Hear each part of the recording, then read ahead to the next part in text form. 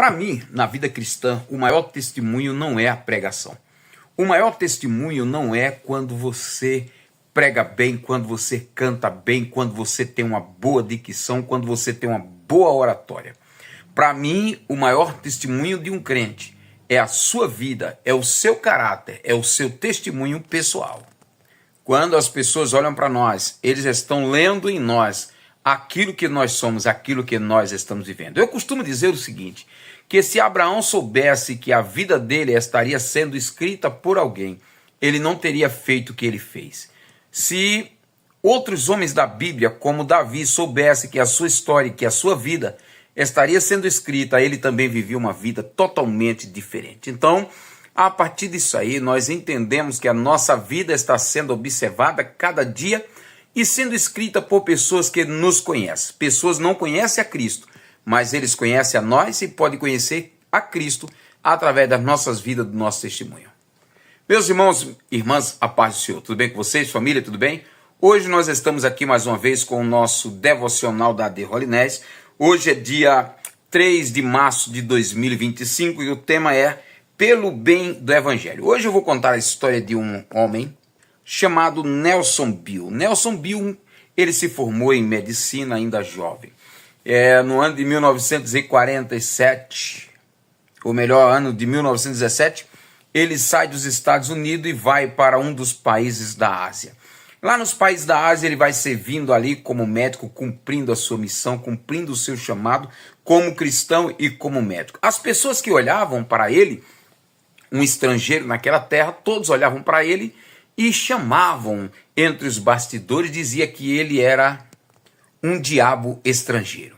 Mas com o passar do tempo, com o passar dos anos, a sua dedicação em servir a Deus e servir aquele povo, dando o seu testemunho de vida, dando o seu testemunho como homem íntegro, tempos mais tarde, ele foi chamado como o homem que amava os asiáticos. Este homem foi Nelson Bell. Ele teve uma das suas filhas chamada Ruth, que casou com nada menos, nada mais com o pastor Billy Graham. Este homem ele era um exímio médico e também um exímio pregador, ensinador da palavra de Deus. Mas não foi nenhum nem outro que ele atraiu a muitos a Cristo, mas ele atraía as pessoas a Cristo através do seu caráter, através do seu testemunho pessoal, da sua vida, da sua conduta. Muitas pessoas dizem que o exemplo arrasta. Então você não precisa ser um bom pregador, você não precisa ser um bom orador, você não precisa ser um bom cantor. Você só precisa ser um bom cristão, um bom homem, uma boa mulher, que viva uma vida com integridade, que viva o evangelho a sério. E as pessoas olharão para você e verão Cristo em sua vida. Diz que um certo homem cristão, ele chamava o seu vizinho para ir à igreja. Vamos na igreja. E aquele vizinho dizia, eu vou, mas eu estou lendo um livro. E na outra semana, vamos à igreja? Eu vou, mas eu estou lendo um livro. Alguns tempo depois, 3 meses, aquele homem disse, hoje eu vou. E ele foi. No meio do caminho, o cristão pergunta para ele, que livro você estava lendo? E ele disse, eu estava lendo a sua vida, se de fato você era isso que você mostra para mim. Em contrapartida, disse também que um certo irmão, ele alugou uma casa numa rua, e naquela casa ele escreveu em letras garrafais, esta casa pertence ao Senhor Jesus. Mas o testemunho, a vida dentro daquela casa era um verdadeiro inferno, era uma bagunça.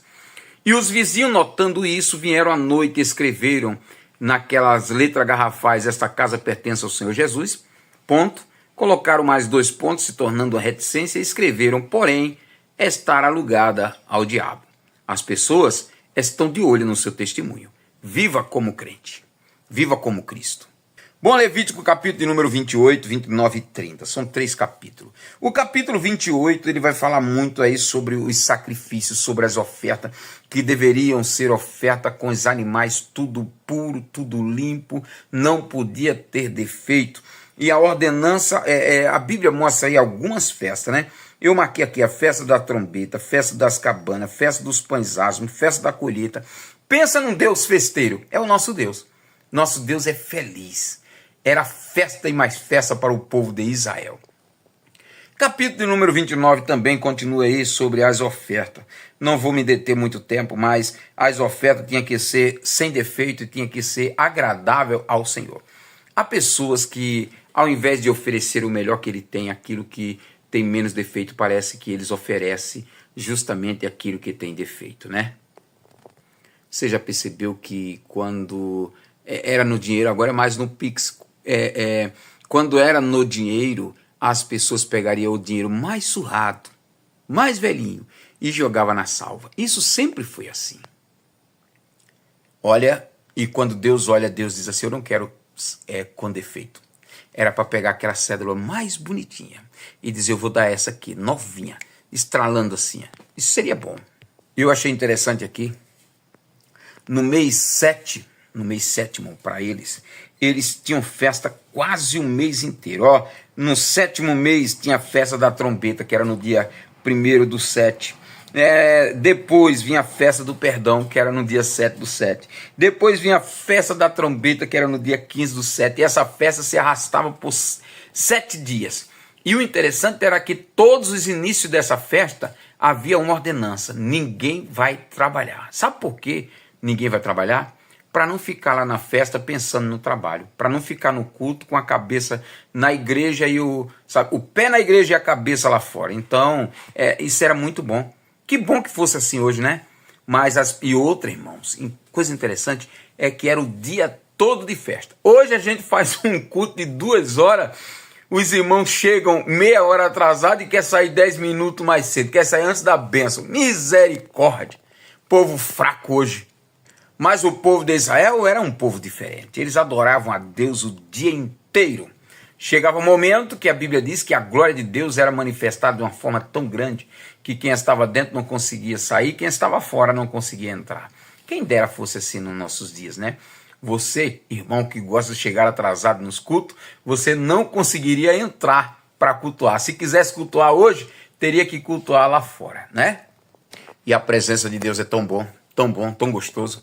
Pedro disse assim, Senhor, vamos fazer aqui 3 cabanas, uma para ti, uma para Moisés e outra para Elias, até se esqueceu dele. E tem pessoas que não amam mais a igreja, não amam mais o templo do Senhor. Agora chegamos aí ao capítulo número 30. Capítulo número 30 era os votos. Voto não pode ser quebrado. Tem pessoas que fazem votos involuntários, né?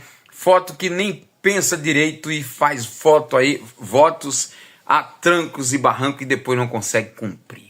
Aí o texto lá em Números, capítulo de número 30, já começa dizendo, olha, não faça um voto tolo, tá?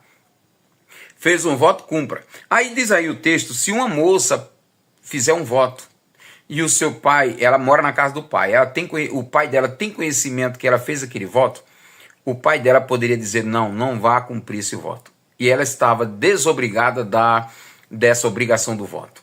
Mas se o pai ouvisse que ela fez um voto e ele não falasse nada, ela tinha que cumprir o voto. Uma mulher, quando se casava e o marido soube que ela fez um voto, se o marido fosse se opor, não tinha problema, ela não precisava cumprir o voto. Mas se o marido tivesse conhecimento de que a sua esposa havia feito um voto de fazer isso ou aquilo na casa do Senhor, ele ouviu, não falou nada, mas depois quis impedir, a Bíblia diz que ele pecava contra o Senhor, né? Então aí tem a lei aí do voto. O voto, ele poderia ser quebrado por um pai de uma moça virgem que morasse dentro da casa dele, também podia ser quebrado pelo marido.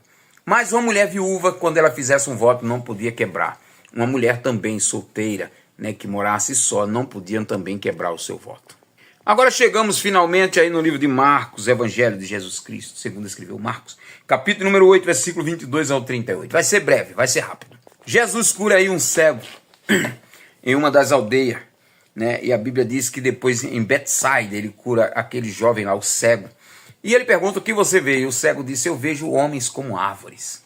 E Jesus coloca a mão nos olhos dele mais uma vez. E agora? Ele disse, agora eu estou vendo perfeitamente. Jesus disse, não volte para a aldeia. Vai embora daqui, ó. Some daqui, mas não passa na aldeia. A aldeia tem muita gente incrédula, né? Mais ou menos assim.